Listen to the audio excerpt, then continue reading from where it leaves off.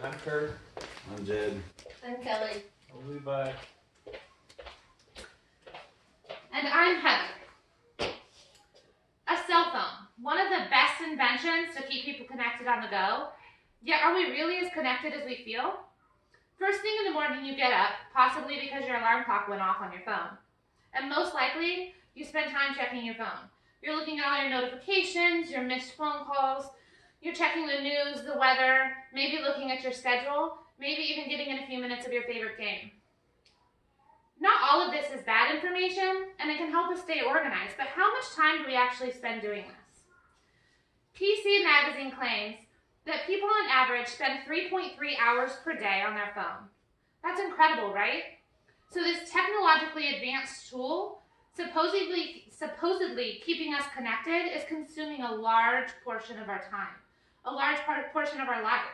We're missing real-life experiences and the people that are surrounding us every day.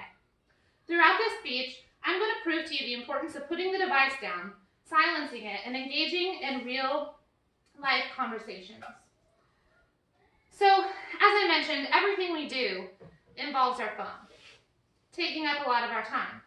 In an article written by Rob Marvin titled "How Much Time Do We Spend Online?", the time we have spent on mobile devices has increased from 0.3 hours a day in 2008 to approximately 3.3 hours per day, as I said. Huge, huge increase. So how often do you think you use your phone? Think about how many social media accounts you have. Do you pay your bills through your phone? Or what kind of games do you play? Candy Crush, Clash of Clans, Farmville, PUBG? Checking your phone out of boredom at the doctor's office while you're waiting, the list of possibilities can go on. So now that you're thinking about how often you use your phone and what you use your phone for, consider this. As I said, 3.3 hours per day on average. That's what I'm going to use as an example, but you go ahead and use your own number. Yours may be more, maybe less. So take your number and multiply that number by 7.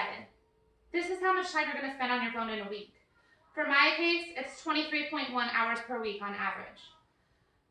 Now, multiply that number by 52. For this one, it's 1,201 hours per year.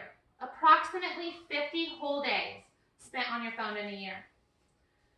So although your alarm may be a great benefit, as well as the schedule and the bill pay, can you agree that that's a lot of time to be spending on the device, and possibly it's out of habit? In an article written by Jason Slade, broadcasted on the Today Show, a study found that Americans check their phones on average 80 times per day while on vacation.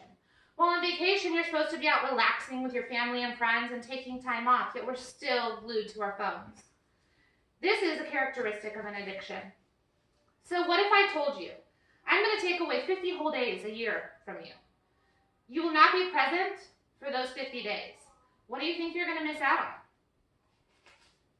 In 50 days a year, looking down at your screen, you missed out on a lot, I can tell you that much. Not only did you miss out on a lot, but it can be harmful to your health. So you're at the doctor's office playing with your favorite game, and you didn't realize your high school teacher walked in. That would have been a really good time to catch up. You missed eating a meal with your family because maybe you were worried about taking the picture-perfect photo of your food. The list of what you missed is extensive, but how would this affect your health? Carolyn Gregoire wrote an article in the Huffington Post explaining these effects of cell phone usage. Research has shown technology use can impair attention, productivity, and memory, dampen creative thinking, increase stress levels, reduce sleep quality, and lead to cognitive errors, like forgetting meetings or maybe walking into people.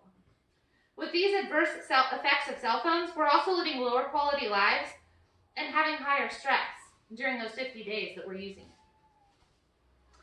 So do you see the need for something to change? Think about the number that you calculated. How much did you miss out on? Are you in shock, and are you ready to change? Let's overcome the addiction with our cell phone companion and put it down. According to the psychology professor Larry Lawson, published on CNBC, there are 5 steps we can take to limit our time on the cell phone and become more aware and present in our lives. To start out, keep yourself on a schedule. Maybe set an alarm for when you can get on your phone. Allow yourself a specific amount of time. Turn off as many of the push notifications as possible. Let's be honest, we don't need to see it all as it's happening right then. Take distracting apps off your home screen so your attention doesn't get caught and you don't end up sucked into those apps, kick your device out of bed. Make your bed a cell phone free zone. If you have a smart speaker, put it to use. Tell your speaker to do some of the things like check the news and the weather so you don't have to look down at your phone. Try turning your phone on a grayscale so it may be less appealing, and just hold yourself accountable. Just as it sounds, stay on target and don't give up. By taking advantage of this information, you can take control of your time again and really spend time making real life connections. Your health, your family, and your friends will thank you. So get to work. Put the phone down.